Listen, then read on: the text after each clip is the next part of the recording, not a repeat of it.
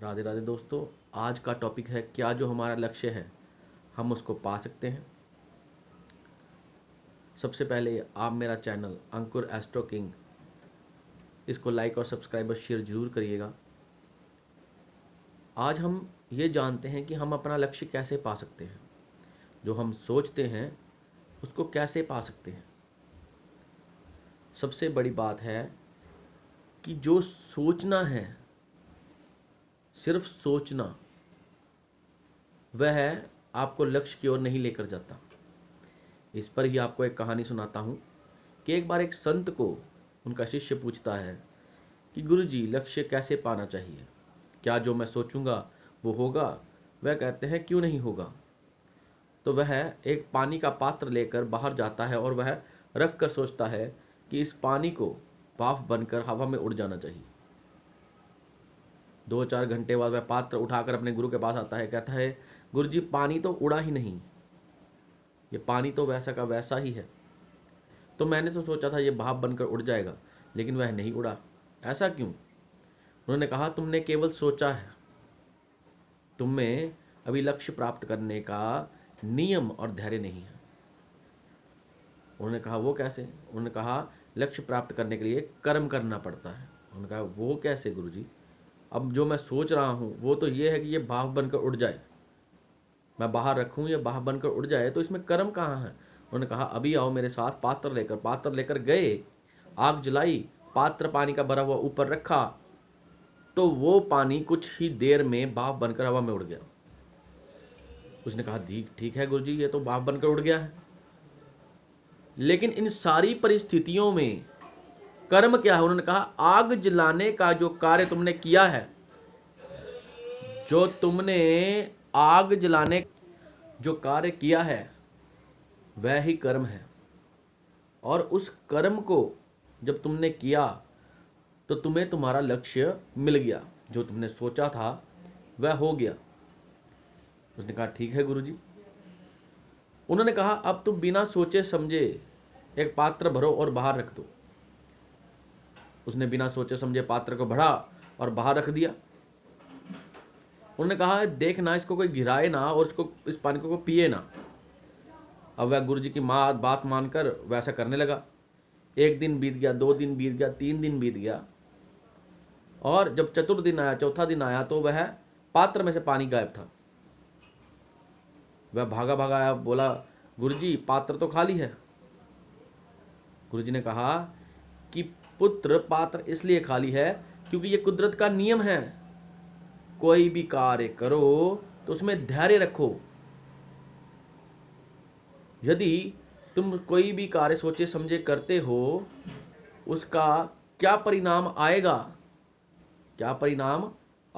उसके लिए धैर्य रखना पड़ता है। और यदि कर्म करते हो सोचने के साथ साथ, तो आपका कार्य आपके कर्म के साथ जल्दी होना शुरू हो जाता है। केवल आप सोते हुए सोचेंगे कि सुबह उठकर मंदिर जाना है, केवल सोचने से तो क्या चले जाते हो।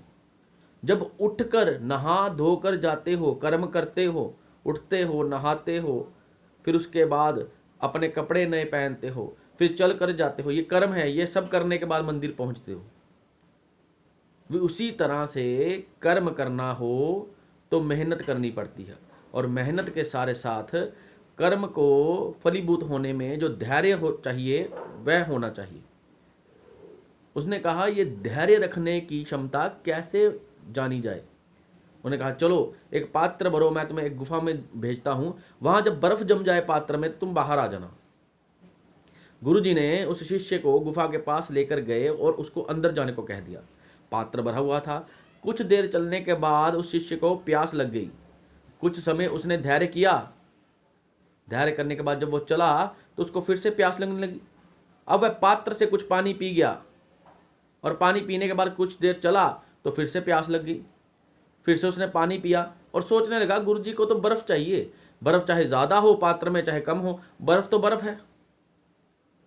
अब कुछ देर बाद आगे जब 10-20 कदम रह गए, बर्फ जम जाती जहां पे, वहां से वह वापिस आ गया। वापिस आकर पात्र दिया गुरुजी को, बोला पानी तो खत्म हो गया। उन्होंने कहा अंदर तो भाप नहीं बन सकती थी, अंदर तो बर्फ ही बन सकती थी, तो पानी गया कहाँ? उसने कहा मैंने पानी पी लिया क्योंकि मेरा कंठ बार बार सूखता जा रहा था। गुरुजी ने कहा यही तो धैर्य था, यही धैर्य था। यदि तुम 30 कदम और चलते, जो 10 कदम रह गए थे, और 10 कदम पीछे जो तुमने पानी पी लिया, 30 कदम और चल लेते, तो जो तुमने ये बर्फ नहीं ला पाए, ये ले आते। उसने कहा गुरुजी यदि मैं बर्फ ले आता तो मेरे कंठ सूख जाते वापस आते आते। उसने कहा जब वो बर्फ बन जाती तो चाहे तू उसको अपनी जीवा पे रख कर लाता, और जैसे जैसे तू बाहर आता फिर से वह पानी बनता जाता, क्योंकि बर्फ तो काफ़ी अंदर जाकर बन रही थी। और जो पानी बनता उसको थोड़ा थोड़ा बूंद बूंद 2-2 बूंद पीकर भी अपने कंठ को सूखने ना देता, और तू वापिस आ जाता। ये तेरा परिश्रम होता, ये तेरा धैर्य होता, ये तेरा नियम होता। इसी तरह से लक्ष्य पार करने के लिए तुझे नियम, धैर्य और सचेत रहकर अपने कार्य करने पड़ते हैं।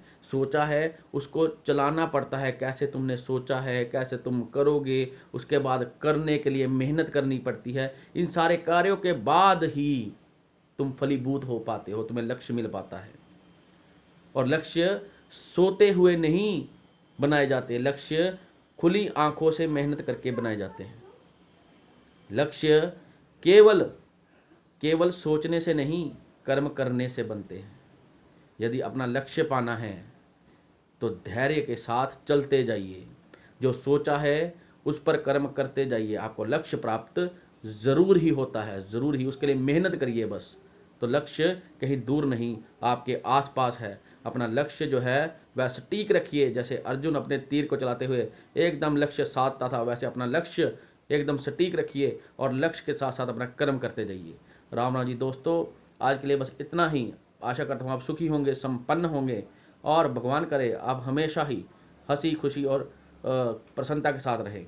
और मेरा चैनल लाइक और सब्सक्राइब ज़रूर करिएगा। राधे राधे दोस्तों।